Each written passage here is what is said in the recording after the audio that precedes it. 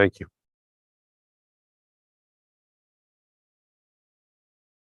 Evening, everyone. Thank you for joining the Binghamton City Council for the work session, 6 p.m. Tuesday, 5 September 23. Please stand for the Pledge of Allegiance. I pledge allegiance to the flag of the United States of America and to the republic for which it stands, one nation, under God, indivisible, with liberty and justice for all. Clerk will call the roll. Madam Clerk. Councilwoman Resonetti, Present. Councilwoman Riley, Present. Councilmember Friedman, Present. Councilman Burns is absent, Councilman Strawn, Present. Councilman Scanlon, Present. and President Scringy. Present. That's 6 here, 1 absent. Burns. Thank you, Madam Clerk. This time we'll move forward with RLs 23-190 and 193. Ask Chief Sikorsky to join us. Evening, Chief. How are you? Good, how are you? Good to see you. If you wouldn't mind walking us through 23-190, please. Mine aren't numbered out. Oh, my apologies. This is the one regarding the lieutenant position through the end of the year. Okay, this is asking to transfer the monies in the budget, is to create from a first grade patrolman to a lieutenant's position. That position, historically, the training officer's always been a supervisor until the last 10 years when I thought the best candidate for that position was a patrolman. That in itself creates some problems, as you well know, being in the military. Patrolman equal rank with most of the department. So on Friday, our training director retired, and I'd like to make that position a lieutenant's position. So in that case, he'd outrank would be equal to everybody but 8 people within the department. Appreciate that, Chief. Thank you. Council discussion.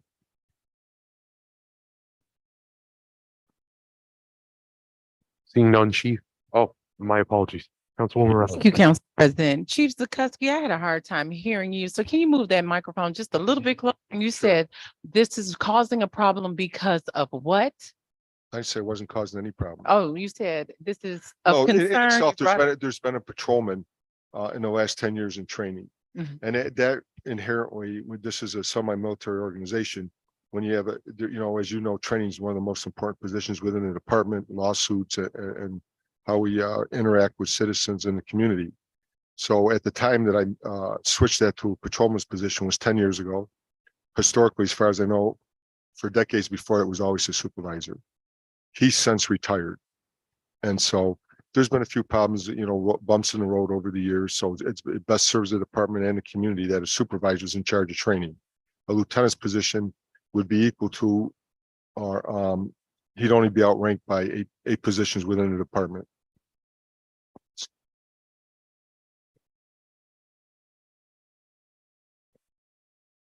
He'd be outranked by 8 other lieutenants in the department. No, he'd be equal. The whole point is that he have the authority to supervise just about everybody. And there's a lot of training goes on. So the only people that he wouldn't outrank was myself, the assistant chief, and the 6 captains. Otherwise, he's the equal rank or outranks everybody else within the department. And how many lieutenants do we currently have in the force? 5, And he would be the 6th if Yes. this is funded. yes. And again, we are doing this because we feel that a lieutenant rank would be better in this role Yes, as opposed to what it has been for 10 years. yes, Okay. Are we having, and you have a candidate for? I do. Okay, thank you. Winter President, okay. Thank you, Councilwoman. Any other discussion? Seeing none, Chief, could you walk us through 23-193, please? That's That was the other one about the Yeah. 9 Yeah. mil. Sorry, Chief. That's an RL asking to move $135,744 from the personal services line. As you well know, we have numerous openings, several, to repurpose our guns we currently carry 40 Glocks.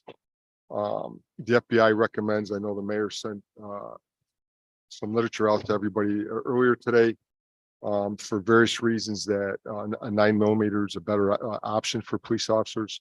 One being that people of smaller stature, the gun is smaller. And with the recent developments, just like everything else. There's now 9mm ammunition that is equal to the 40 caliber. You know, if I may, and I know who and who didn't read it, I don't know, but the FBI says these organizations are talking about police officers switching to the 9mm. These organizations are providing their armed personnel the best chance of surviving a deadly force encounter, since they can expect faster, more accurate shooting strings, higher magazine capacities, and all the terminal performances which can be expected by any law enforcement caliber. As I said, it's also an easier weapon for the smaller statute officers. We're also proposing to put optical sights on them, which is the new state-of-the-art thing, and even enhances your shooting ability and to hit your target safely, which is obviously our main goal. Improve accuracy as well. Improve accuracy, Yep. even more than the 9mm itself. Though Yep. there's less recoil. Most people probably in the room don't know what I'm talking about. You see it on TV when somebody fires a gun, your hand goes up. From the 40 caliber to the 9, there's less of that, making it more accurate. So not only is it safer for the officers, it's safer for the public also, making it, you know, they're more accuracy when they shoot. Thank you, Chief. Discussion? Councilwoman Freeman. Thank you, President Scrungy. Hi, Chief. How are you? Good, how are you? Good, thank you. I'm wondering if you have any data on how often the police do discharge their guns? No. And how Our often they, department or yes, to other than destroy an animal, thank God it's almost never. mm-hmm. So, But most police shootings is, it's not like what you see on big TV, take place in cities our size and smaller. You never know when you're going to have a deadly encounter. We deal with firearms. The media doesn't report it. We're taking guns off the street every single day. If not every single day, several times a week. SIU's getting loaded handguns. We're stopping people on the street carrying guns. mm-hmm. So I'm glad to hear that our police officers are hardly ever firing their weapons. So I'm wondering, given the fact that that's the case, this is not an insignificant amount of money. I failed to say also 35,000 we're getting back when we trade in the current guns. Once we transition over, which will take place, that 35,744 will be reflected in a revenue line coming back in next year once we transition, if it's approved. So it's 100,000 in reality. Okay. So that means that we need to upfront the cost Yes. to purchase the guns and Right. 'Cause then, we have to, it's going to take a while to transition right, from one to the other. okay. And I'm also wondering, reading this document that the mayor sent out, I have to admit, it's a little bit, some of the language is just a little bit upsetting. I know that's maybe not a professional word to use, but talking about, like how effectively these wound human targets and hit vital organs, it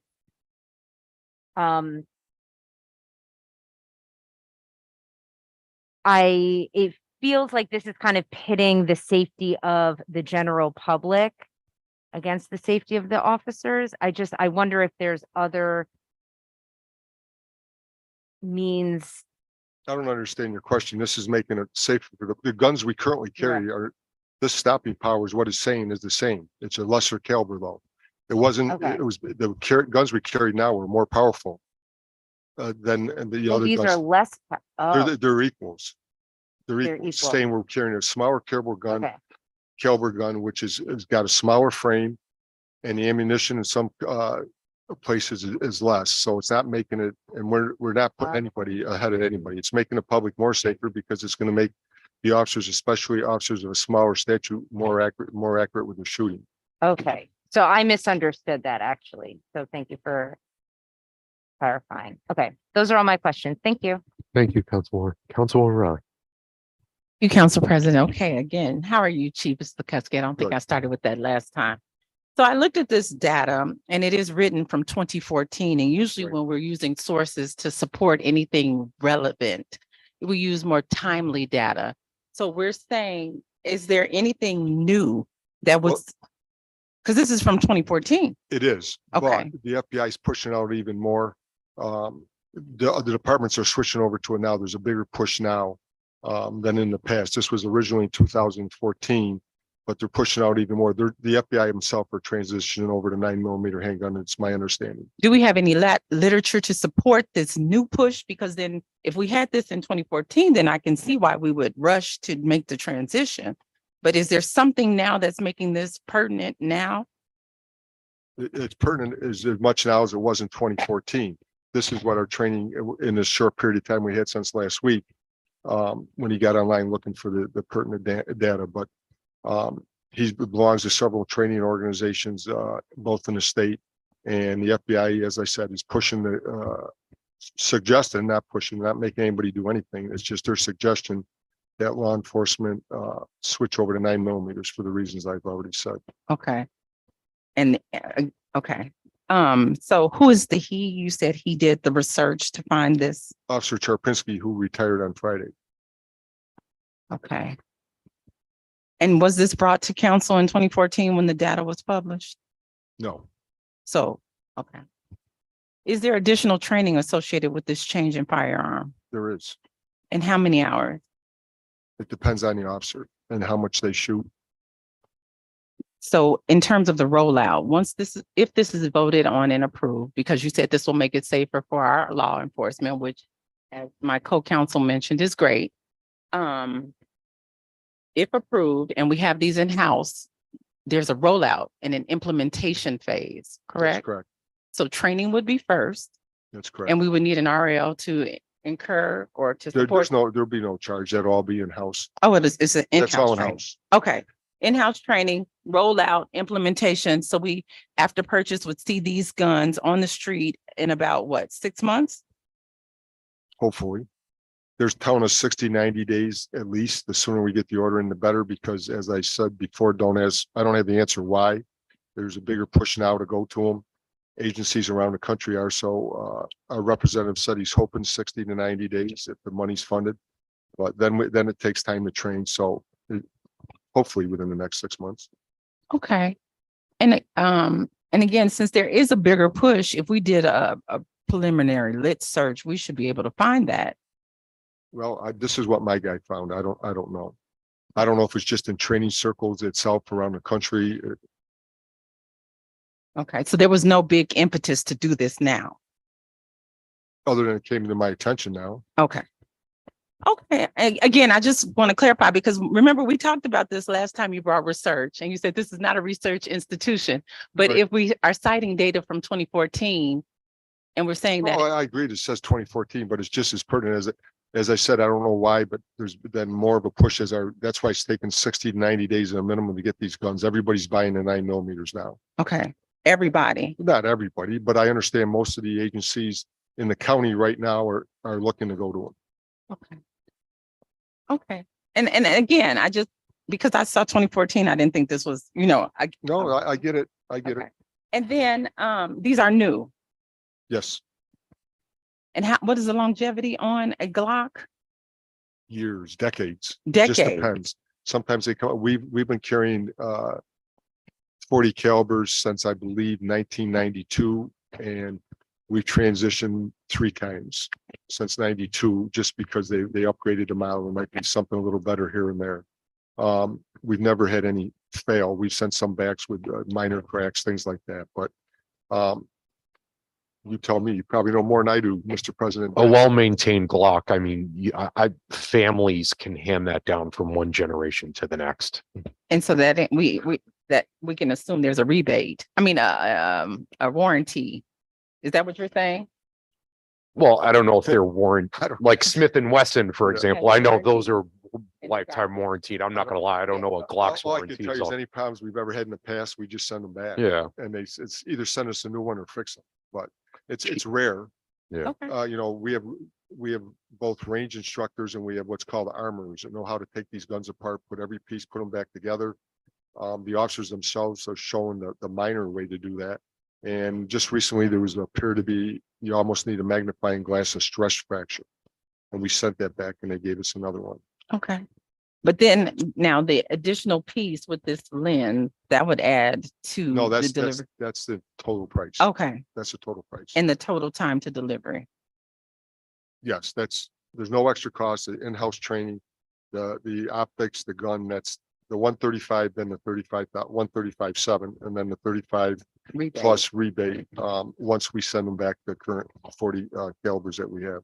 Okay, so if we were to take just a general assessment of the officers and say, hey, we're gonna allocate 135,000, we're moving a position from professional service line and transferring this to equipment, this is one of your most preferred allocations to ensure the safety and security while you're employed under the city of Binghamton. Would they say this is one of the highest priorities? Currently, we have about 120 officers. I can't speak for them. Okay, What I will say is they might not like it. They're gonna have to buy holsters. They get uniform allowances. And if we bought the holsters, that'd be another $20,000-$30,000. oh, they have to buy So hosts. for that reason, some guys might not be too open to it, but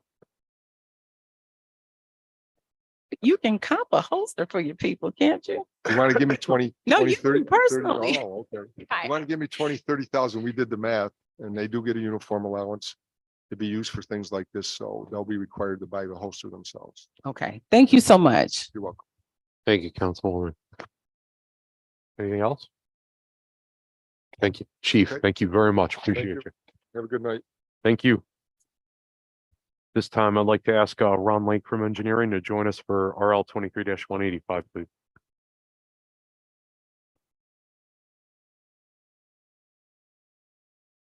Evening, Ron. How are you? Good evening. Thank you for joining us, sir.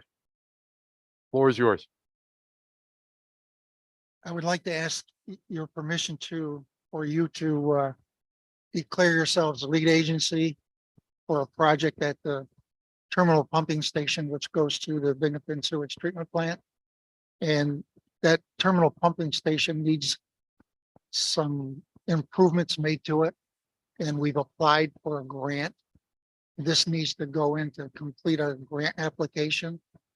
And I have filled out parts 1 and then I filled out part 2, so you could see that there was no significance here, and we're asking that you would declare yourself lead agency and then do a determination of non-significance. Thank you, Ron, very much. Appreciate that. Council discussion. Councilwoman Freeman. Thank you, President Spongy. Hi, Ron. How are you? Good, thanks. In declaring ourselves lead agency, does that incur any additional responsibilities on our part, or this is just for the seeker? It's for the seeker. Okay, And since you would declare a negative declaration, right. there's no more to the seeker. Okay.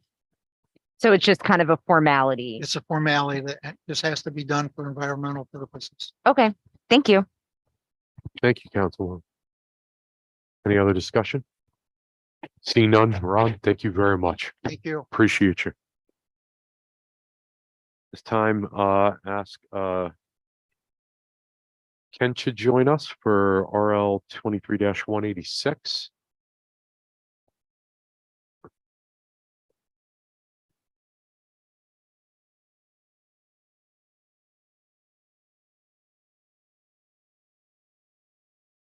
Oh, my apologies. Megan Hyman this time. Evening, Megan. And I apologize. No, nothing to apologize about. How are you? Good, how are you? Good to see you. Thank you so much for joining us. Thank you. Floor is yours. Okay. So I'm filling in for both Kent and Steve Carson, if that's okay. Absolutely. Please. Thank you, Um, Megan. Okay, RL 23-186.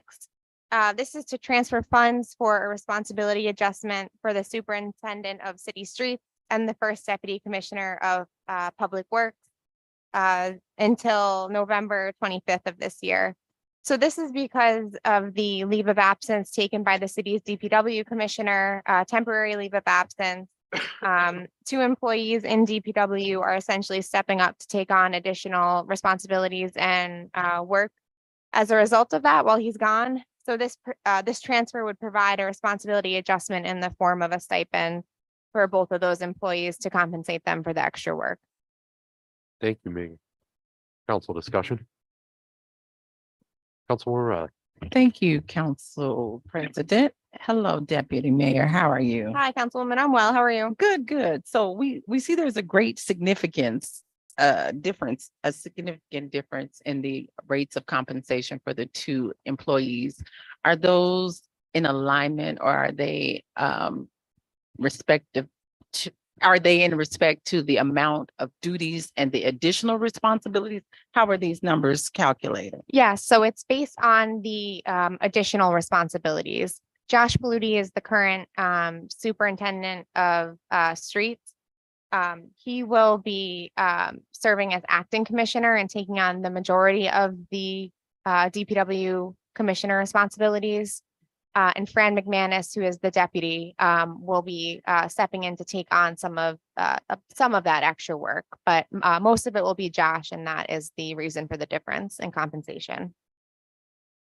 Perfect. And do we know approximately how many pay periods are within this time frame, August 19th to 11/25? I don't off the top of my head. It's biweekly, and it's through the 25th, as you said. And now, and August 19th was when they assumed these responsibilities? That's correct. Okay. Thank you. Thank you, Council. Any other discussion? Seeing none, 23-187, Megan? for the Okay. VOI. Yep, so this is to authorize the mayor to amend the VOA agreement, extending the contract period until the end of this month. This is just approving an extension of a contract that council already approved with the VOA for ESG funds for their men's shelter. The VOA needed additional time to submit reimbursement, so we're just looking to extend this out through the end of the month. Thank you, Megan. Council discussion? Seeing none, 23-188, please, Megan. Okay, 23-188 and 23-189. These are connected in the sense of we are looking to amend agreements with Outreach Ministries and the YWCA to allocate funding to help spend down some of our COVID ESG funds. For the Outreach Ministries, we're looking to increase funding to cover the cost of some additional supplies for their homeless outreach program. And then same thing for the YWCA, except the specific ask there is for to cover the cost of a vehicle for their homeless outreach program. Awesome. Thank you, Megan. Council discussion? Councilwoman Raleigh. Please forgive me, and maybe I shouldn't say this on the mic, but who is Outreach Ministries? It is one of our homeless outreach service providers. Where are they located? I don't know, Councilwoman. Is it a subsidiary of another organization? I believe that they are connected to Showers of Hope. At St. Pat. You're affirming? Yeah, I believe they drive around. They have the port Okay. Yeah. thing in the trailer that they have. Yeah. And but it's part of a church. Showers of Hope is tied to St. Pat's. Okay. Yes. Okay. So this is really going to the main organization or the subsidiary? This is going to Outreach Ministries, who we fund pretty much every year with ESG homeless money. And it's essentially to buy, No worries. No, if it meets the criteria, I'm okay, especially because this is an at-risk population we need to serve. But I just was not familiar with the organization with that nomenclature. yes. I'm thinking it was probably something else as something else previously. That's all. I just wanted to. clarify. It's been Outreach Ministries as long as I've been familiar with them. But probably more commonly known for the Showers of Hope program. Thank you. Sure. Thank you, Councilwoman. Councilwoman Frame. Thank you, President Sternty. Hello, Deputy Mayor. Hi, How are you? Councilmember. How are you? Good, thank you. So you mentioned that this increase is to help spend down some of that extra money, and this does strike me as a worthwhile allocation, but I'm wondering if there have been any other organizations that have applied for the COVID ESG. Yes. Fun. So we're kind of nearing the end of that process, but our COVID money has gone to several organizations, homeless organizations specifically. Some of it went to the coordinated entry program. They used up a good amount of it. Rental assistance, mortgage assistance. So this is, we're kind of nearing the end and we're looking to spend down before the deadline. We had these contracts in place with these two organizations. And they had asks for supplies. Okay, and sorry.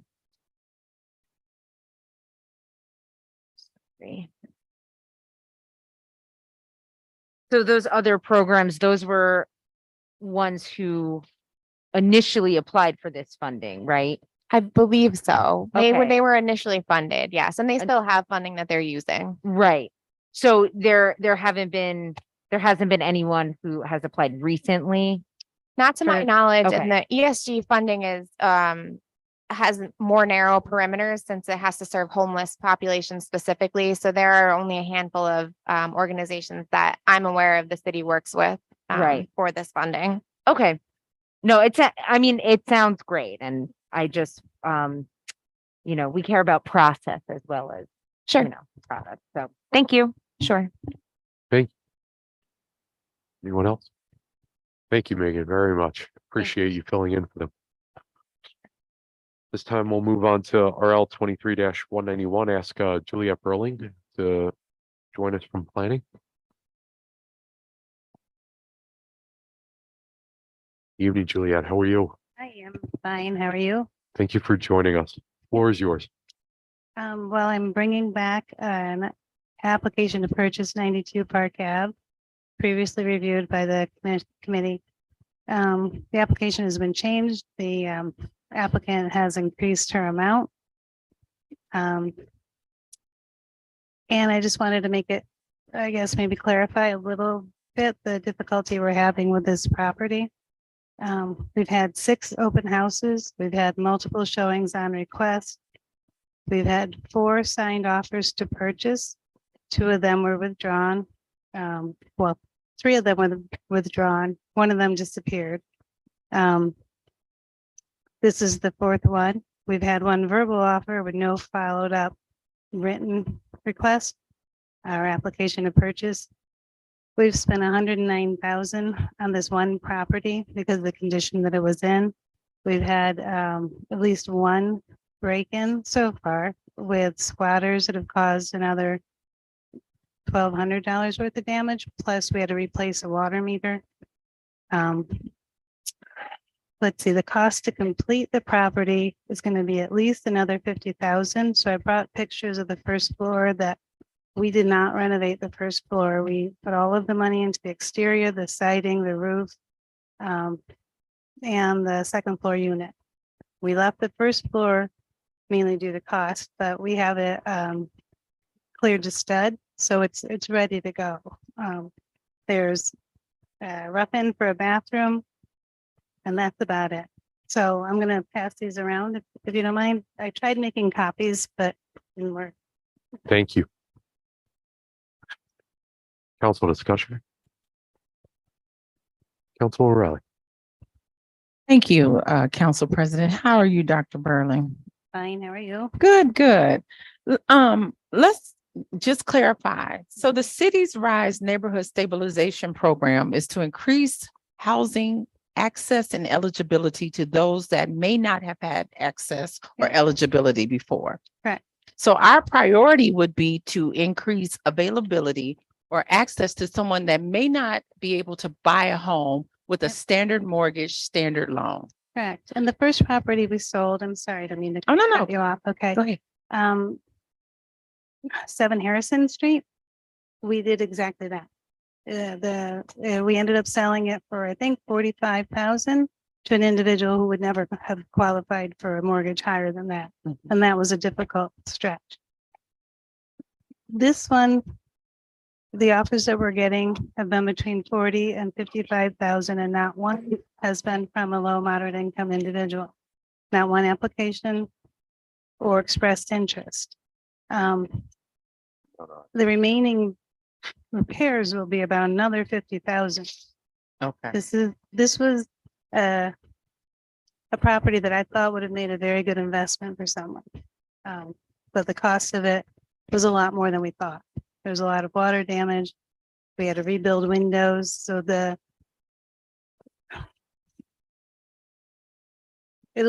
whoever purchases it will have to be able to qualify for the, Rehab loan, yeah, a rehab loan. yeah, and that's just what we're not seeing. Okay. So we could put more money into it. I have about 70,000 remaining. Mhm. When we sell the property, the money goes back into that renovation line. Mhm. I'm really leery about putting more money into it. We're already in actually about 110,000 now. Without having completed that. So So I'm kind of at a loss. It's Yeah. a lot of barriers. yeah. Now- And this individual we did modify the sales agreement, the offer to purchase agreement for this one. It was the only property we had that could be considered retail and residential. Because it had, the lower level is, it's in a The district we can have storefront. retail. Right. So we modified that agreement to take out the actual requirement for it to be an LMI, purchase offer. That was one of if you look at, the actual offer where we have, it's one of the qualifiers. So if an individual, was a veteran, worked for the school district, was a city employee, first-time home buyer or LMI, if they checked off those, they got, I guess, a higher priority. So this is the only person who's actually had more than one. So that we kind of prioritize the offers. The 7 Harrison was a bit more competitive because it was in a nice neighborhood and it was a lovely house. This one, we just haven't had any valid offers. Except for this one. So I am at a loss. No, I completely understand. My question is, and I know now that you said you're at a loss, but is it possible to partner, for example, with the land bank to come up with another strategy to ensure we are targeting our population? Yeah, I've considered, if we don't sell it, if we give it to the land bank or we give it to First Ward, that money doesn't go back into our program. But those are things we can do, or we can look into that. Okay, but so right now, we risk potentially losing how much 55,500. compared to partnering with an agency that can ensure that we're meeting the underlying, the premise for the Cities Rise grant? Well, the Cities Rise grant also looked at neighborhood blight. And if you remember what this property looked like before. we Oh, put money into it, absolutely. Right. It was on the verge of being demolished. Right. But- I will just say on the record, we know housing is an issue. I fundamentally believe housing is a human right. However, when someone has multiple properties in Yep. the county, Yep. and this looks like something they can now make an investment for themselves, when we know we have people sleeping outside here, I don't support Right. using state funds for such. We can, if you're interested, modify the contract and I can talk with the potential purchaser regarding who her target audience is for rental. She's considering retail on the first floor or turning that into a 2-bedroom unit on the first floor. For rental property. Yeah. And the first floor or the second floor only has 1 bedroom in it. But we have every right to, we sell it at this discounted price to this individual. Discuss who her target audience is and I don't know. I'd have to ask the lawyers if we can require it to be rented only to low moderate income individuals. Mhm. But we can have at least 1 unit And set aside, the larger unit maybe. It's tough because It is tough. if she's now the owner, Mhm. unless it's a zoning ordinance or Well- something, we can't mandate anything, We can right? write it into the contract. Okay, Because right now what we have written into this contract is we have to see the site plan, has to be approved by planning commission. And if the work is not completed on a timely basis, we can request they repay us for the amount. And that's about a $75,000 discounted price to encourage someone to come in and finish the building. So there are avenues, and we could write additional clauses into it. We have a recapture clause. We have the completion of the project. But right now we need to do something with the property. So either, and to be honest, three other offers that came in, two other offers were from people that also own properties, so they renovate and either sell or rent to people. One of them was a gentleman who wanted to live there, but he found a better property and withdrew his offer. And then one was Sabrina Brooks, who we have been able to contact since last November. So the only people that are really serious about this are property owners. So Especially looking at the pictures, right? You have to have had some exposure with rehab. Yeah. Exposure we to. put all boilers. new mechanicals, new boilers. It's split into, two separate units. We put a lot of money into this. And it will make a good project for someone who can complete it. And if we have to walk away from 55,000, that's just less that we can put back in. And I don't want to take on any more properties that also have a retail aspect. I kind of pushed for it, and I wish we hadn't, because it's beyond LMI population's ability to qualify for. Absolutely. So, and even if we lowered it, the price, they would still have to qualify for the construction loan for repairs. Yes. So there's just, It's yeah. a lot. it's a lot. Now, let me add again, because I don't know this contract by heart, even though I read it. But if this person sells it is there a, She there, can't sell within 5 years. If she does, she has to repay prorated. okay. So, Thank yeah. you for clarifying, and thank Yeah. you for giving us Yeah. all of your thought and feedback behind. Absolutely. And I'd appreciate any direction. If you want us to work with Land Bank or another agency, just, but we got to do some, Okay, thank you. all right. Thank you. Councilman. Yeah. Any other discussion? Councilman Burr. Yeah, thank you, Mr. President. Dr. Burling, based on the photos, so if we're selling it as is, completely of it, yeah. unfinished Yeah. like that. So whoever does buy it would probably have to put in the same amount of money that they're paying for it almost, it Yeah. looks to me. That's the estimate from Pete, our housing Right. coordinator, was about 50 to 60. So Okay. depending on what their intended use was, if they're going to split it into two efficiencies or a restaurant or a 2-bedroom unit. So, Okay, yeah. thank- Yep.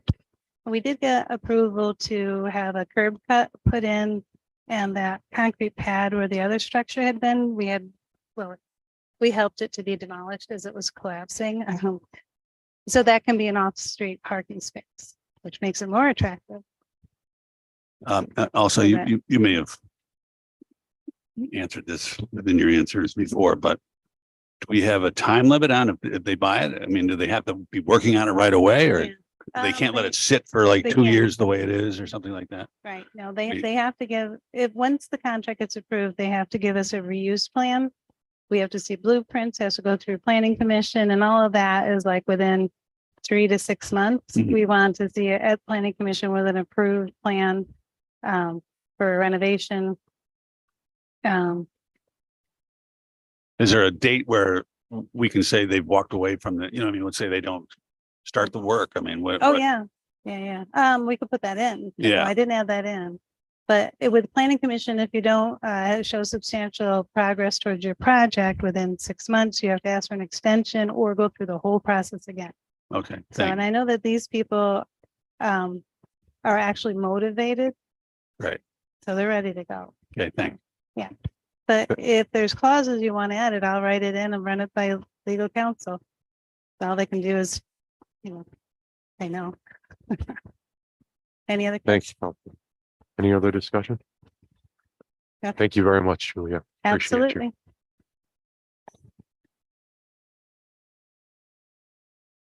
This time, I'd like to ask Sarah Glose from Economic Development to join us for RL 23, 183, and 184.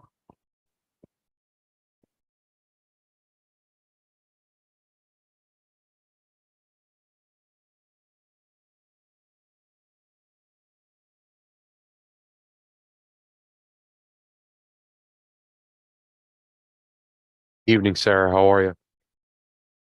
No problem.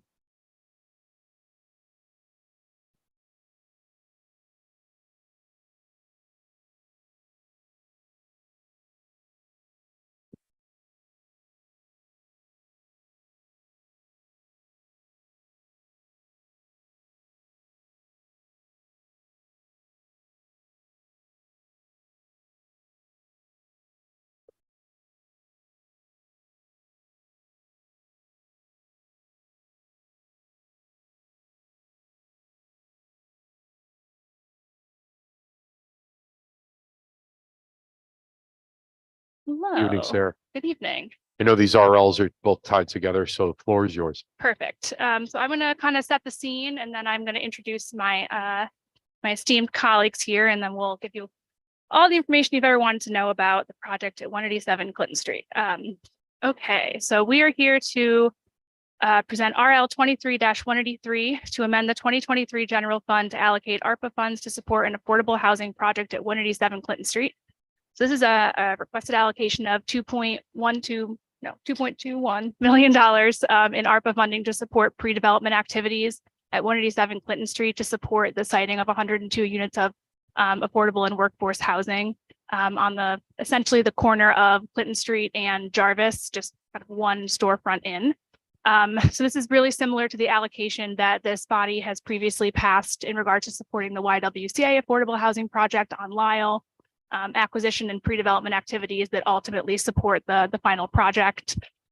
This project has been brought to you guys a couple times. You authorized the submission of a Restore New York application and then the subsequent acceptance of $2.95 million from the state of New York to support this project. And then you guys heard a little bit about this when I brought it for another brownfield opportunity area funding just a few months ago as part of our consolidated funding application to New York State. So really actively trying to support this project in a variety of ways to ensure that its funding gets over the finish line. And this is the largest allocation from the city to date, and second only to that state, $2.95 million that is a reimbursable grant for this. So I'd like to introduce my colleagues, Rob Muchnick, who's the president of the Metro Group, and Miles Monahan, who's representing the Mega Group, not to confuse those two, the Metro Group and the Mega Group, who are working together on this project. I'm going to toss it over to Rob, who's going to tell us a little bit about the impetus of this project, and then Miles to talk a little bit about the financing, and then we'll happily take questions.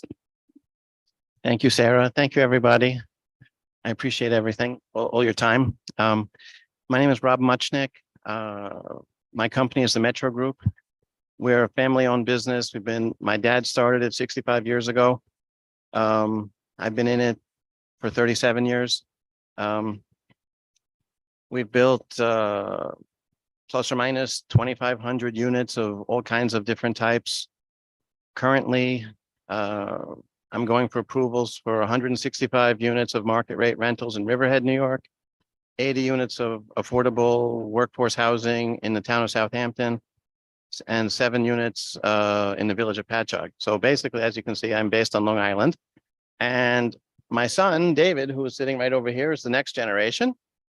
And David was going to school down the block here a couple of years ago. And he called me up and said, Pops, how about we do a building over here? And I said, okay, find a piece of property. So the kid asked his professor, who was the former county planning commissioner, and he said, speak to the person in charge now, Beth Lucas, and so he did. And within a few days, Beth emailed us a list of 8 or 10 properties, which the county would really like to see developed for workforce affordable housing. So shortly thereafter, we went and perused this list, and we found one we liked, and I found it online. And within 5 minutes, Joel Boyd got back to me and said, yeah, we're going to help you buy it. And so I got in touch with the owner, a fellow named Ron Rogers, and it took a few months. We worked out a contract, so we're in contract, and we've been trying to get this going. And I think it's going to be a great project. It's going to be 102 plus or minus units. That's what we're thinking of right now. And over here is a concept of concept sketch of what we think it could look like, what we think that would really fit in well in the neighborhood. And so on one of my projects I'm doing right now in the town of Southampton, my partner is a company called the NRP Group. They are the largest affordable housing developer in the country. So when I was dealing with them, which I still am, Miles over here was the number 2 man in their New York City office. And that's how we met. And he went to become the lead man at a different Manhattan developer. And that's how we met. And he's really the expert on funding for the affordable housing, because it's very much different than from funding for market rate, which is what I know. So I know how to build things. I know how to get them approved. I know how to find sites. Miles knows how to get the funding. One of his previous jobs had 13 separate funding sources. It's very intricate. And now I'm going to turn it over to Miles. Thank you, Rob. Thank you, Sarah. Good evening, everyone. Thanks for your time. My name is Miles Monahan. I'm serving in this capacity as development consultant to the Metro Group. As Sarah referenced before, I'm the development director at Mega Group. We are a Queens-based, not Manhattan-based, and there's a distinction there. We really specialize in mid-rise, affordable workforce, mixed income housing throughout the metropolitan region. We've built 9,000 apartment homes throughout the 5 boroughs and the greater metro area in New York.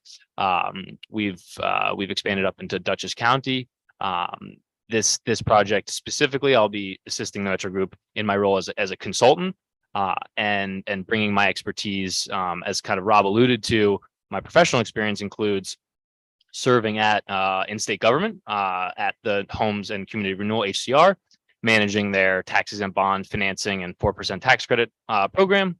And some of that experience included financing some large-scale projects across the state of New York. So you guys might be familiar with, one of which is 201 Ellicott Street in Buffalo, New York, downtown, parking lot, highly underutilized, downtown asset that was just a large parking lot that is now home to a grocery store, 200 units of mixed income housing, serving a variety of income levels, at affordable rents. And the project was $75 million. Other experiences include financing the redevelopment of Winbrook houses in White Plains with the Municipal Housing Authority of White Plains. And this was kind of a full repositioning of their public housing campus and kind of infill new construction development of workforce housing, rebuilding public housing units, mixing that in with lower income housing, workforce housing, as well as market rate housing, and really integrating the neighborhood to kind of dispel the former errors of large scale urban renewal in the mid 20th century. So really exciting stuff that the state was financing, and they're really interested in being part of city urban revitalization kind of initiatives that our colleagues Sarah and the mayor are really have kind of put their heads together with us and said, we really want to focus on this, and we really want to make the state kind of aware of the city of Binghamton as a place where housing is thought of as kind of an economic development asset. And even in my time at the state, as I was leaving, I wasn't actually involved in closing the financing, but saw the early stages in the city of Rochester, their work on the inner loop, and how the city really laid the groundwork, spent capital monies to prepare development sites in the downtown, and the state then came in later, right, to finance affordable housing in the downtown core as really a revitalization strategy. So really excited about Clinton Street as being kind of a keystone asset to fulfill something like that. We're at the kind of inception stage, of course, and as Rob alluded to, it's this is kind of the start, right? 102 units, and we really want to sink our teeth into this. And this 2.2 million in pre-development funding would really allow us to progress, the development process. We have, a whole team that we need to hire and build and bring on, right? Architects, engineers, environmental consultants. This is likely going to be a brownfield site, so we will need to do significant soil testing and get into the DEC brownfield program. that process is slow. There's a DEC backlog right now on brownfield applications. So, from, onboarding a consultant to DEC approving the remedial action work plan, that's a 9 to 12 month process at a minimum. And this process on the environmental side overlaid on the HCR financing pipeline for bonds and tax credits is also backed up for many reasons, COVID, and just a demand for their financing resources. That's also, a 12 to 18 month, pipeline. So we want to get started immediately and begin the process to submit those applications. We obviously have to onboard that consulting team, and this capital ask would go a long way to making that happen. And I think that's all I have. Thanks. Now I'll add one more thing before I turn it over to questions, and that is why we're coming to City Council at this stage to talk about this and asking for that 2.2 million in acquisition and pre-development. As Miles mentioned, the on-ramp for getting these things funded, shovels in the ground, actual construction, we're looking at 18 to 24 months. That puts us past our timeline for our ARPA needing to be allocated and puts us in a tight timeline for it needing to be spent. And so rather than risk these funds waiting until the construction phase, we want to support the acquisition and pre-development that will enable them to actually get this project over the finish line. The one other thing, and I'll have Miles confirm this to me. Once we spend this 2.2 million in pre-development costs, upon successful application to New York State for a brownfield cleanup program tax credit, the state actually refunds that money back to the developer to invest in the property. So our 2.2 million becomes 4.4 million in investment in affordable housing in Binghamton. I think this is a really, really dynamic project. We've been talking about it for a really long time in our community meetings as we explore our DRI application, which we're going for again, and this will again be a cornerstone of that application. And so we've gotten really positive feedback on it, really looking forward to using this money to kickstart this process and ensure that 18 to 24 months stays 18 to 24 months and doesn't slip into a 36-month process as affordable housing and developments of this size can do. And as we've all seen, can be really delayed. So this allocation will go a long way towards helping us stay on the timeline and get these really much needed units online, but happy to take questions. Thank you, Sarah. I don't normally jump on this, but I'm glad you kind of brought that up, right? So this is, from a funding perspective, this is like a twofer basically, right? Once we essentially get through this initial stage, my understanding correct, the state is reimbursing 100% to actually go completely toward the construction process, correct? Yeah. The 2.2 million, I'm sorry. Yeah. Thank you. That's correct. This pre-development loan would be refunded at the Right. financial closing. of Right. Debt and equity proceeds. A large portion of that would be state funding, Right. and then could be reloaned as a city capital loan for the construction of the building. Excellent. Thank you very much. I apologize about that. Thank you. Discussion, Councilman Scanlon.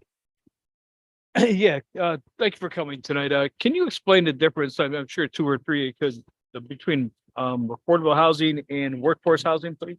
Yeah, so it's become kind of a term of art between the two of them. When we talk about affordable, usually we're talking about 40 to 60% AMI. Workforce gets into that 60 to 90% AMI. This project is at this stage, as we're looking at the financing, it's 50 and 60% AMI. So we're kind of calling the 50% is that affordable, 60% is workforce. And especially because we are making investments in the Charles Street Business Park to ensure that becomes what it always should be, which is a driver of job creation and specifically entry-level jobs.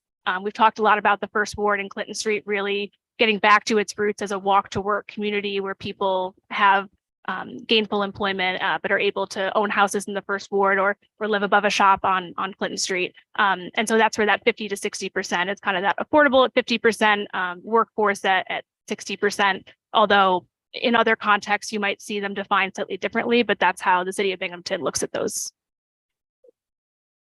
Thank you, Councilman. Councilman Byrne. Mr. President, thank you all for coming, and I love the project. Looks absolutely wonderful and sounds wonderful. I'm just wondering now about the ARPA funds.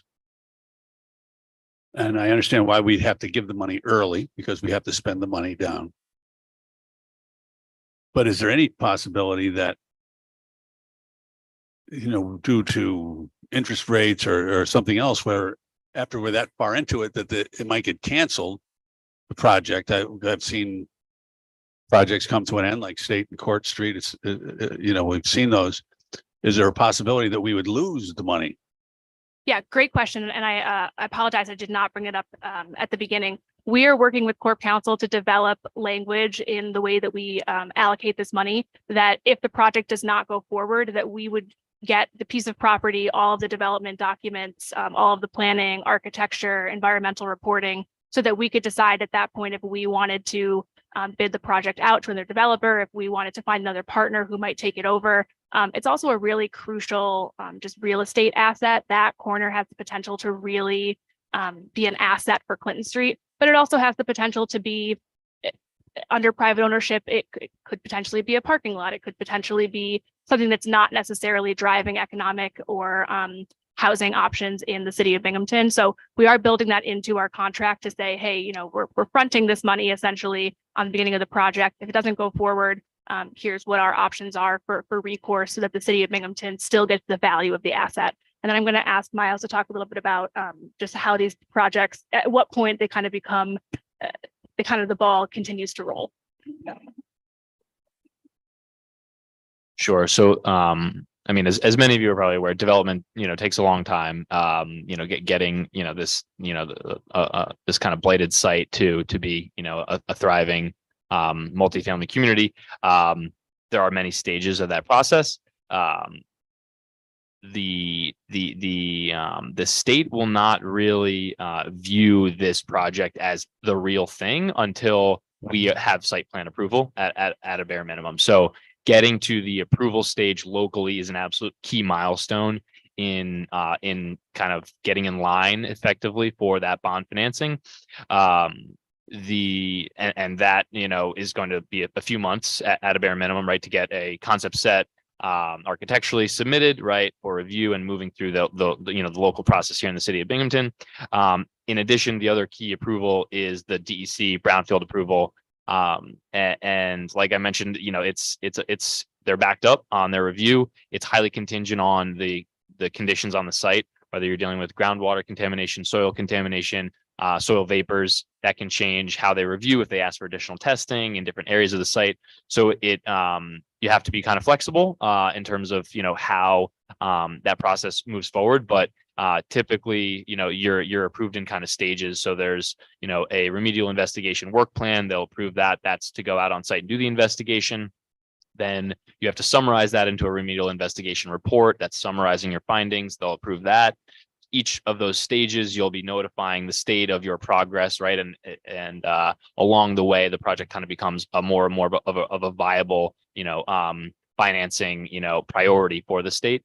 And that final approval with DEC is the remedial action work plan, and that's when they'll issue the decision document on, what type of activities we would be taking on the site to remediate the contamination during construction, and that's kind of that final stage. So that process does take time, and to even begin, that conversation with DEC, we need to obviously collect the data on the site. So, And if I could jump in for a sec, unlike other types of investments, the more you're into this one, the more secure you are.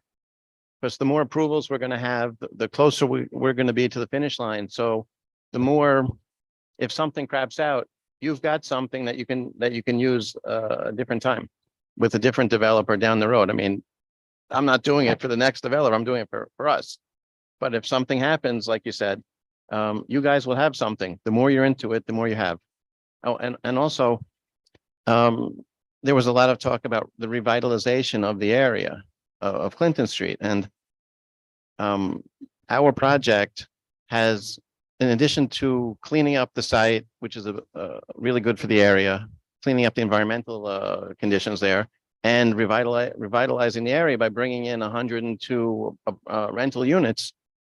If we don't do it, the owner has told me that a warehouse is coming, which is not going to have the same revitalization effect as our project. So that's another thing for you guys to chew on. So Thank you so much for considering it. Councilwoman Freeman. Thank you, President Scringy. Hi, thank you for taking the time to be here today with us. I've got a couple of questions, or maybe more than a couple. So I know you mentioned that affordable means 40 to 60% AMI. What would those apartments actually be going for in terms of monthly rent? I don't think we know at this point because we have to wait. And I'm gonna let you answer because I don't want to. So I can pull up what they're currently, the current 2023, but I think what Sarah's alluding to is, you know, by the time the project is financed, that could be 2 years from now, we'll have different area median incomes at that time, right? And so for 2023, the city of Binghamton, 100% of AMI is $85,300 a year. So 50% of AMI, right, for a one bed, that's someone earning approximately $40,000 a year, right? And that unit would go for $800 a month. Okay. And then- What did you? And that's, you know, the current, Oh. that's the current 2023s. That's, you know, according to HUD issues, you know, these area median incomes, and then the state uses them as part of their financing programs. Okay, and I guess I could do the math to figure out what the workforce apartment would be based on Yeah, the that was AMI. 60% would be, you know, in around $50,000 a year, just over 50,000. And, you know, the rents are basically tagged to 30% of that income, right? And that's HUD guidelines. Right, okay. What? I think I read that it's going to be mixed, not mixed use, mixed income, affordable housing community. So I'm wondering, do you have a percentage of units set aside to be affordable versus workforce versus maybe market rate? We don't yet.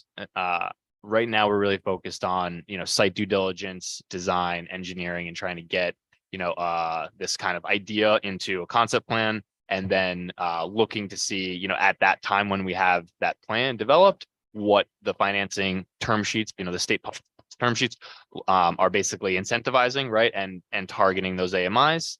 As Sarah alluded to, though, you know, the goal is 50 to 60% of AMI, and you know, it'll be a mix basically.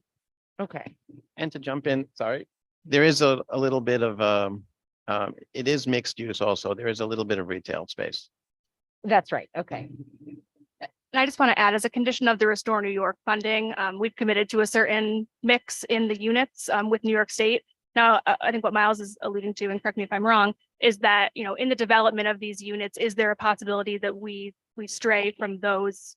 I think, right, I don't want to misspeak, but there's a specific number of 50% and a specific number of 60%. But those were calculated based on, you know, making all of the financials and the numbers work. But that's what we've committed to New York State on. So any changes in that, we would have to go back to New York State, and that has the potential to affect our Restore New York award. Would just in that they would change our allocation slightly based on if we had to change it.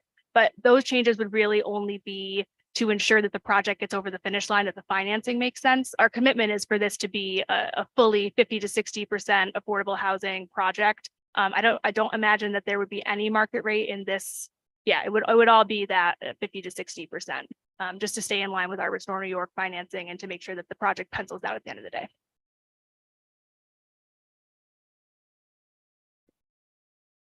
And I know you just mentioned this money specifically is for the pre-development, but I'm wondering how, if you know how many bedrooms each unit would have? That is too early, unfortunately, to answer, Okay. but happy to come back, you know, when we do have, you know, an architect, you know, show you. Okay, that would be great. I mean, the reason why I asked specifically is that we do have, you know, a fair number of developers coming in with plans to make affordable housing units. And then an issue, in my opinion, is that a lot of these are 1 and 2 bedroom units, which leaves no room for families. And that's a big hole that we have in the housing market. I hear a lot from families that they're like, I can't afford a 3-4 bedroom house, but then the affordable units are only 1 to 2 bedrooms. So again, I know it's early for that, but I just wanted to explain my Yes, questioning. I along I that actually line. have that same issue in reverse in one of my other projects. They have a code, no 3-bedroom units, only studios, 1s and 2s, because they don't want families. Mm, So I know exactly what you're talking about. right. Yeah, and I do think at least that it's at this point right now, this project really is more of that 1 to 2 bedroom. That's because that's what it's designed for. It's not necessarily designed to be a number of family units. It's really, we're looking at that.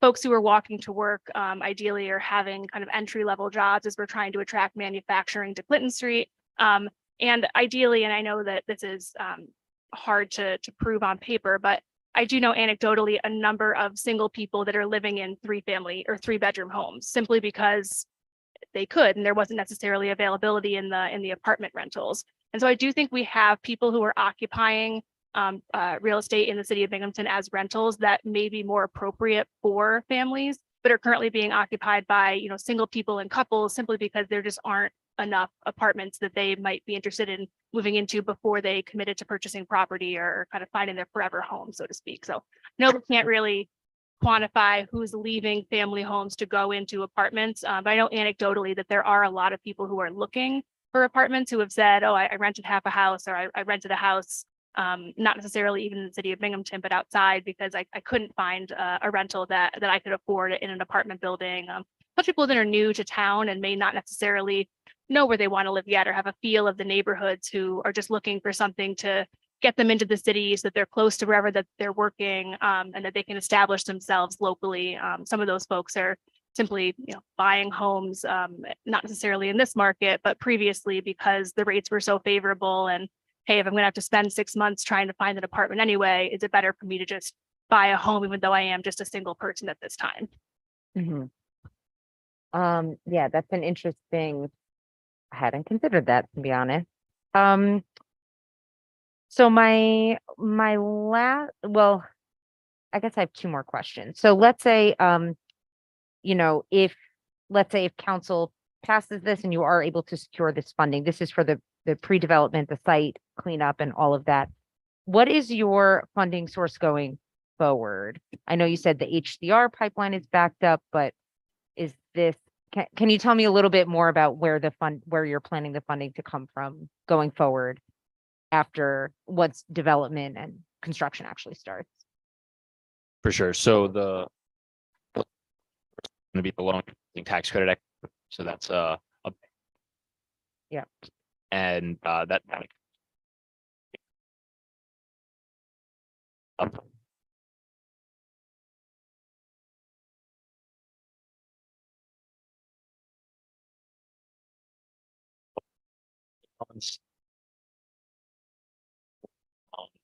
like would be one of them. This money that we were referring to earlier, which could be loaned back into the project, could be another subordinate loan. And then the state has their various housing programs to finance this kind of housing that also would be. Those are the primary sources, but and I guess which would so the state, right, when you clean up a site, you're eligible for brownfield tax credits. Typically, the bank who's buying the low-income housing tax credit purchases the brownfield tax credits as well. Okay, thank you. And now my last question for real this time, is, I'm wondering if securing this funding would make or break the project. Like if this funding was not secured, could this project still go forward? Would your company be able to, you know, front this money on the assumption that once it's built, you'll regain that from the rents that are paid? Yeah, so the biggest issue right now is that Rob owes a balloon payment on the acquisition costs, and those are substantial. And so that is, and you'll see in the budget, the breakout of what the acquisition costs are. But that does need to be paid by the end of the month. There's a contract. It's not part of your packet because that's, you know, proprietary information between the landowner and and Rob, but our corp counsel has reviewed it to confirm that, you know, that's all, that contract is solid and that they are under contract, but the payment does need to be made by the end of the month, which is one of the reasons we are coming here today, because that gives us enough time to hopefully have the funds approved by the end of the month so that Rob can secure the site. After the end of the month, his contract is no longer valid technically. And so while we would be optimistic that he could re-enter negotiations with the property owner, these funds secure the site and site control beyond just the contract, which is what we were required to have for Restore New York, just evidence that they were under contract on the project. We've now reached the stage where they really need to have full site control in order to move to the next step. Okay, thank you. Thank you, Councilwoman. Any other discussion? I will just add one thing. So this is a concept for a project that Rob did in Riverhead, I believe. So this is not what the final project will look like, but this was the closest that we thought this project would be. The idea being the project will be close to the street, much like all the rest of Clinton Street, where you have, you know, storefront, you know, nice active street front, as Rob talked about, a small amount of commercial space there, as well as a brick or other finishing that's sympathetic with the rest of Clinton Street. Just so it's a good example of the type of quality project that Rob brings to the table, though not an exact rendering of what this project will look like. You beat my question. Thank you. That was just what I was about to ask. Councilwoman Riley. Thank you again, Council President. Good evening, everyone. Thank you for being here. Just a question for Metro and Mega together. How many of your acquisitions or projects have utilized ARPA funding? And you can do that individually because I know you're Okay, working together. None of mine yet. Okay. This will be the first. Yeah, I believe this will be the first as well. I will say, though, that often municipalities through their programs will source ARPA funding and brand them as some kind of other local program loan. So as a borrower of those funds, you may not actually be, you know, aware that they are from mean, ARPA well, sources. But Absolutely. yeah, But yeah. then knowing such, in your experience, have you then utilized some of those other so termed lines of funding? Yes, so we have a lot of experience in the city of New York using member item discretionary capital. Okay. So city council members, you know, will fund subordinate loans to projects that they want to see get done in their districts. We have a lot of experience at Mega using those kinds of funds. So, you know, as that money comes into the city budget through various sources, you know, city council members will make those funds available to projects they want to see get done. So we do have experience using municipal, I guess, programs. Okay. And can you share with me one of the most recent projects you've received from the boroughs, which district? Just, can you share such? Sure. Absolutely happy to share some material after the meeting for you. Thank you. Thank you. If there are Anything? no more questions, I can do the Slauson as well, as that's related. I didn't technically talk about that yet. The Yeah, sale I of- had said both, but if there was something additional you wanted No, to add, yeah, I absolutely. just want to say that the sale of that property, we're getting it approved now as it's part of this larger project. The goal of this project obviously is to activate Clinton Street, not create yet another parking lot, but we know that housing projects of this scale do require parking. So we're trying to get creative on how we provide that parking without having a negative impact on, you know, creating just a large scale parking lot next to a street. So 9 Slauson is located kind of behind the parcel, kitty corner 2, owned by the city of Binghamton. We anticipate that that parcel also has some environmental issues. And so either cleanup or in this case, likely capping of the site as a parking lot will help us remediate some of that as well. So we won't necessarily execute that sale at this time as we want to advance this project a little bit farther before we do that. But because we were bringing the large scale allocation, we wanted to make sure you were aware of all of the pieces of this project the city is working on at this time. Thank you very much. Councilwoman Riley. All right, I forgot to ask you this, Sarah. I know we received a draft and some legislation back some time ago about the Restore New York submission. Are you able to update us on the specific numbers you mentioned that you couldn't recall? Can you once we get back, I don't know if we received the final Do you submission. know what the final submission for Restore New York? Yes, when you said we had specific numbers in our application that Oh, outlined. the yes, I can, percentage. I can get you those. That would be I great. don't think I have them on me right No, now. no, no, but- I know. I mean, I remember us discussing it some time ago, and I knew Yes. if you had it in front of you, you would Yes. have quoted it, but, and I don't know where that Yeah, is yeah. either, I so. think it's around like 40% one way and 60% the other. I just don't remember where exactly it lands, so I don't want to commit to it and then be wrong. So I will Right. get you those actual Thank you, numbers, thank though. you. Yep.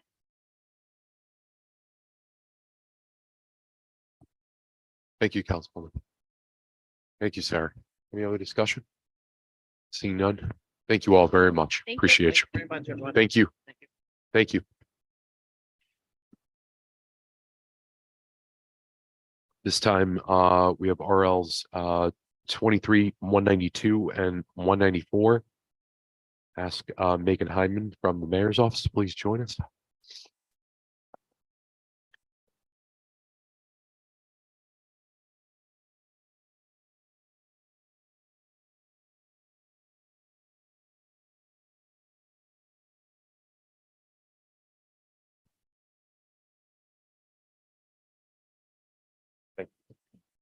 Evening, Megan. How are you? I'm well. How are you? Good. I'm sorry about that. RL 192, 23, 192, returning brownfield funding. Yep.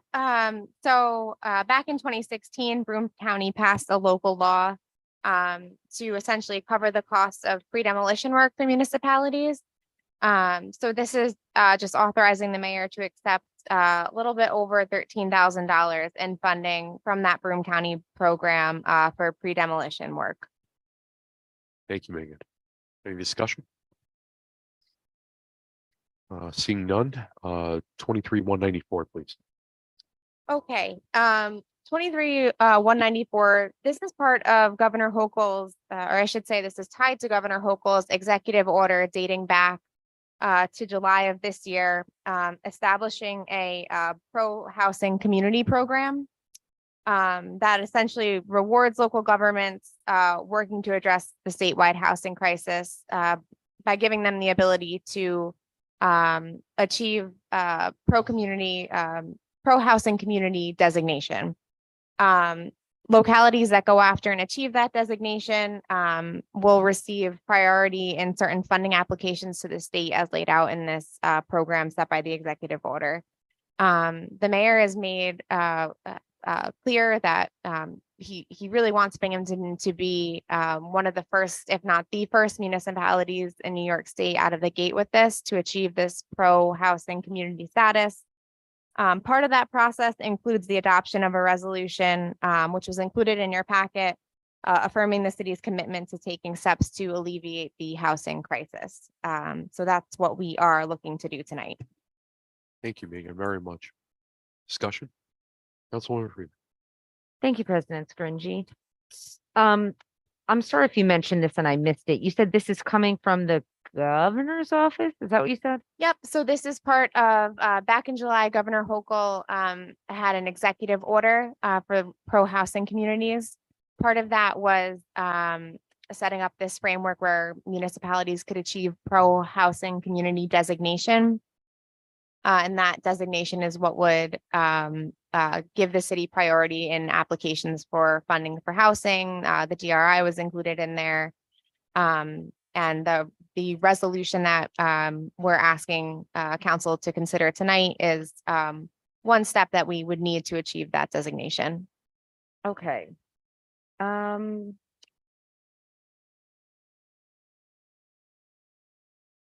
There was one clause in here that just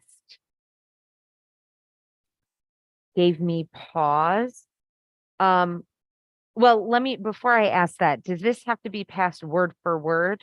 I believe so, yes. This Okay. came directly from the state. I see. Okay, so we can't really, I guess my next question is a moot point because we could not modify this. Okay, That's correct, I see yes. Sarah shaking. No. Cannot modify. Okay. All right, I guess my next question is This is a non-binding resolution, so it's just a step that the state is asking us to take to show that the city has a commitment to affordable housing and being designated as this pro-housing community. right. Yeah, most of this, I do like the way that it sounds. The one that gave me pause was the third clause where it says, we believe that supporting housing production of all kinds in our community. Right, so Councilwoman Riley and I are on the same page here. Again, it's just, you know, most of this is about affordable housing and is about, you know, like a rising tide lifts all boats kind of mentality. But the all kinds of housing development just, you know, especially it's the same kind of caution that I approached, you know, the previous legislation, right? Where it's like, it says affordable, but then what does that actually mean? What percentage is that actually? So, I mean, I'd like to think that Binghamton is a pro housing community, but we've got to write some checks that our tushies can cash, you know? Yeah, so if I'm not sure if you're familiar with or have seen the executive order from the governor's office back in July on this. If you haven't, I would encourage you to take a look at it. This is my understanding of this is geared toward communities like Binghamton who are interested in tackling the housing crisis. For us, we know that means affordable housing. It means a lot of different kind of housing, but it certainly means affordable housing, and that's what Mayor Cram is committed to. This resolution is just, as I said, one step in this process, but it's an important one, and you know, one we feel we want to get this done quickly so we can kind of set Binghamton out in the state as a pro housing community model. All right. Thank you for that. Thank you, Councilwoman. Any other discussion? Councilwoman Rossetti. Thank you, Megan. So you said this is a non-binding resolution. This is the first step. What's right after this? What would you say the next step then for us to achieve this designation? Sure. And is there like a time frame, a time? Do you have that That we checklist just there? figured So there out was, what- actually, maybe I have it right in front of me. I'm sorry if it's in here and I missed it. Conrad. This one, right? Okay. Yeah, so right on the, this is just the overview on the governor's office website. So there's a section in here on submission requirements. We're looking at the option 2. So it's execute the pro housing community resolution. They'd require us to submit a zoning map file, a zoning code summary, and then our housing planning and building permit information from the prior 5 years. And I believe that's the extent of it for the city. And so when you're saying, I mean, this sounds kind of cool, right? For us to be, are we the first or? We would like to be. Or we're, okay. Is this something that needs to, what's the timeline? What do we? Yeah. Move this along faster, like what? Yes, we would appreciate that. So this was open to municipalities across the state. This is a resolution that we would have expedited had there not been a holiday yesterday, which kind of messed up the noticing for this. Otherwise, we would have asked council to consider it at tomorrow's business meeting. We would like to move as quickly as possible. So then should we expedite this, Mr. President? I don't know what, Yeah, I mean, I don't know. yeah, I But mean, it's still a missed opportunity. no, Yeah. I get that. That's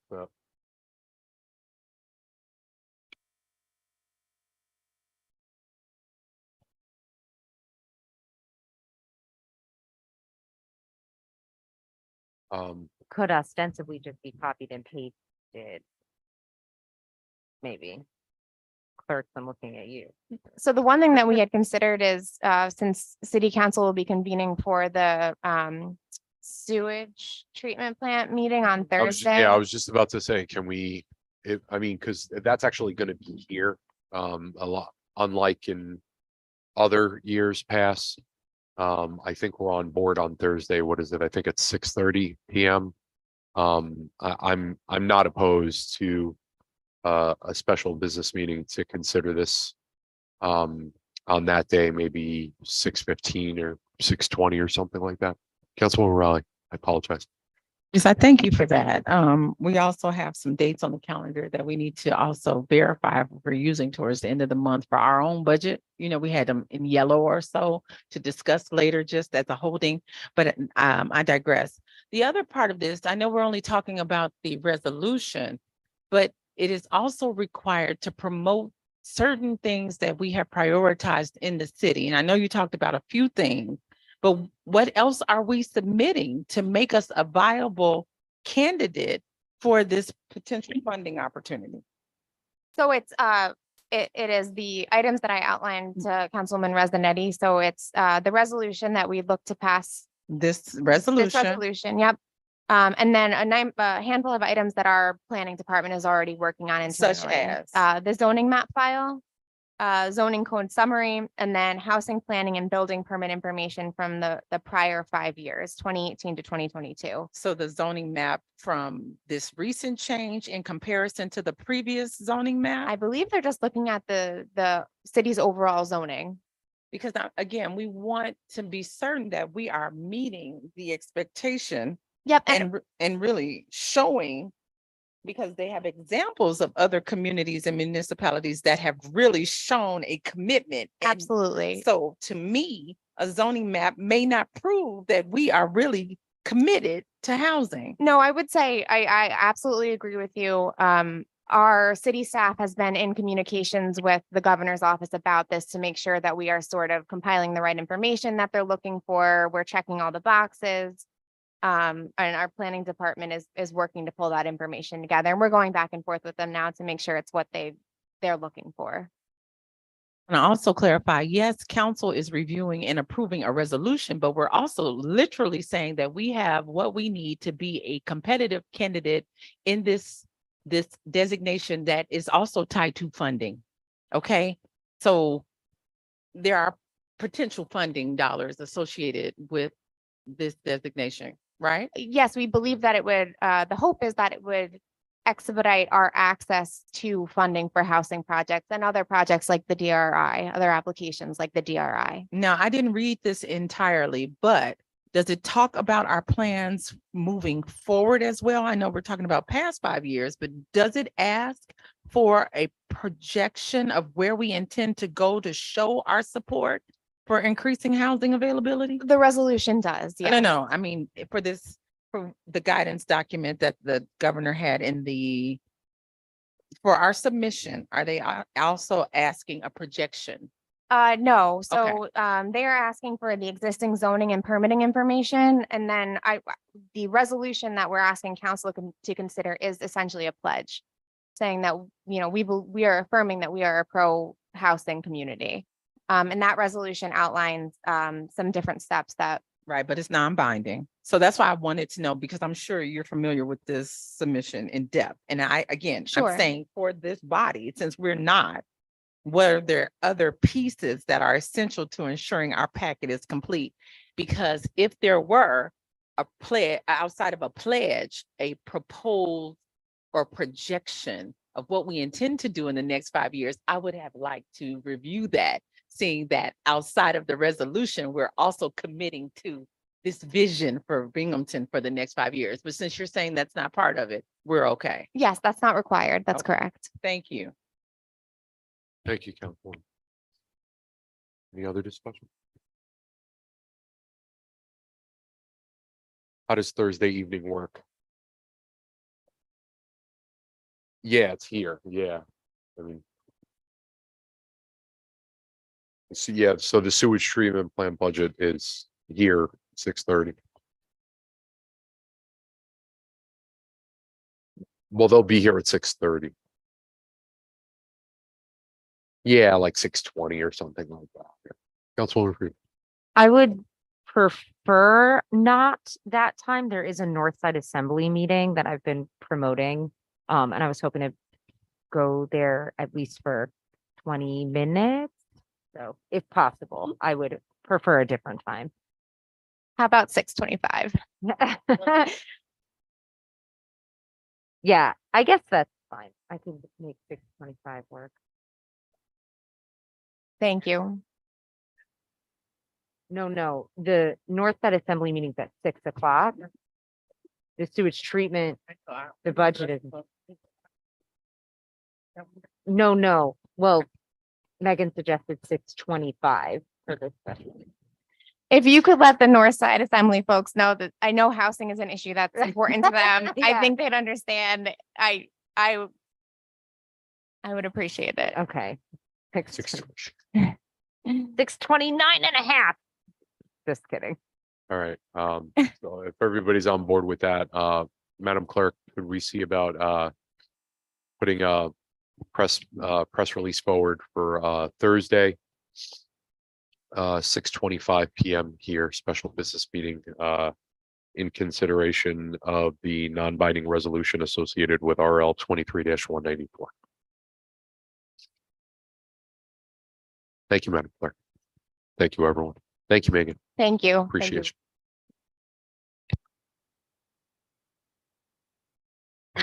you. Apologize.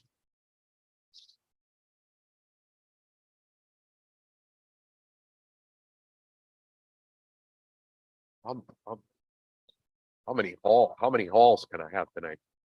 Councilwoman Freeman. I just have one thing.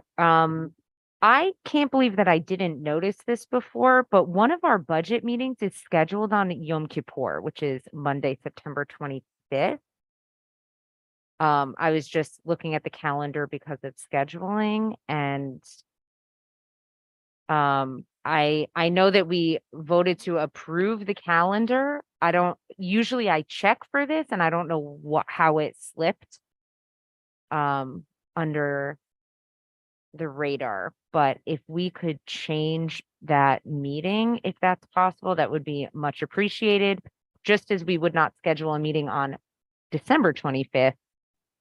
I don't think we should have a meeting on Yom Kippur.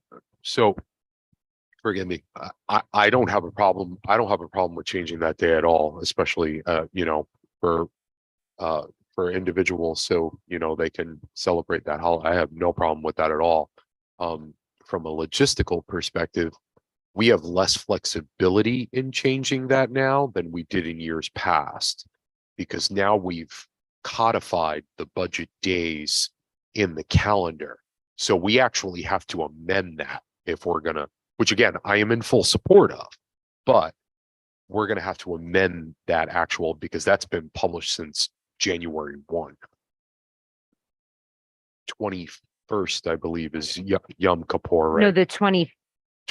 25th. No, Councilwoman Resident had the right date, 25th. September 25th. And again, I apologize because that's the first thing I check.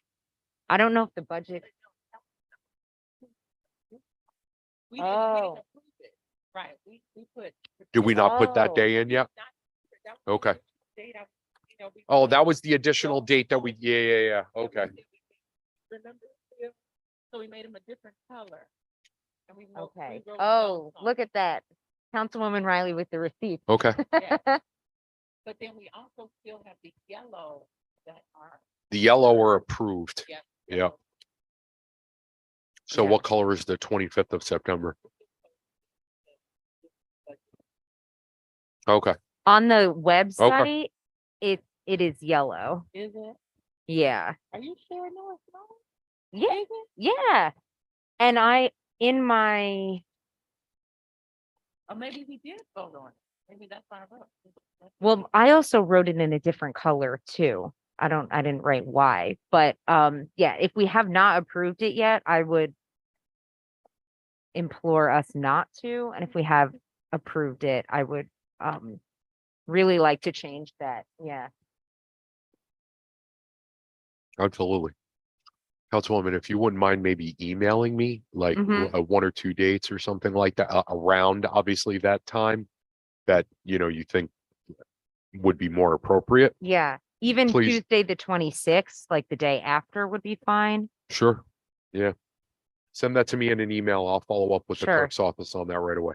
Okay, thank you. And of again, I'm course. sorry for not noticing that earlier. No, that's not your fault. It happens. That shouldn't be a problem. Anything else on the calendar? or on the budget calendar. Rather.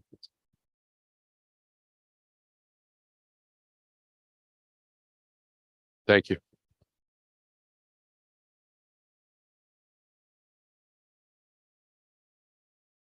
Anything else? Okay, lastly for this evening, so I wanted to just pick up on, and I appreciate all your patience. I think I followed up with several emails outside of the one in relation to the video that I distributed. But I just wanted to make sure I got my ducks in a row. So allergies, I'm sorry. So anyway, for those of you who got a chance to review the video of the Planning Commission meeting that I had sent out a little while back, a number of the commissioners had clearly stated that there were just concerns about the city council as the regulating body of what it is that the Planning Commission reviews, kind of take a more in-depth look at what those things actually are. So as it relates to an extension of that, I think given the DRI and the Clinton Street Initiative plan, in particular with the two requests for legislation regarding the affordable housing that is being proposed at 187 Clinton Street, I think this is a good opportune time, given the fact that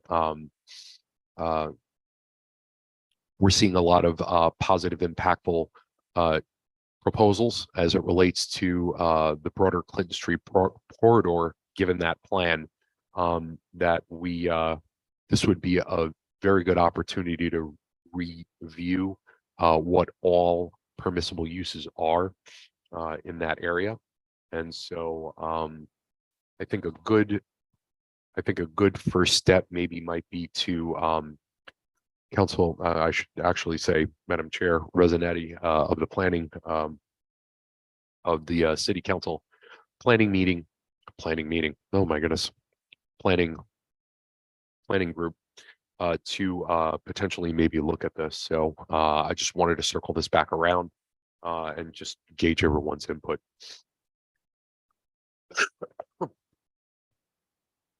These allergies are going to death of me.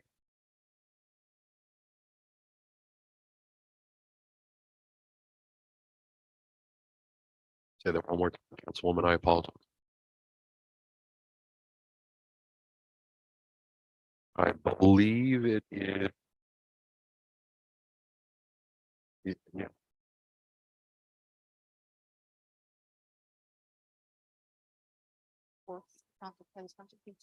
Explain that again. Sorry. Sure. A request for us to review how we regulate all permissible uses as it relates to considerations that the Planning Commission reviews.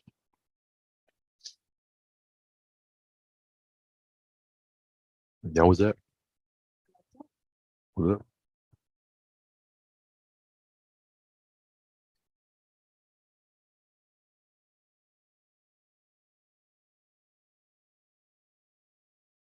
Yeah, I think, I mean, I have, I took a look at it.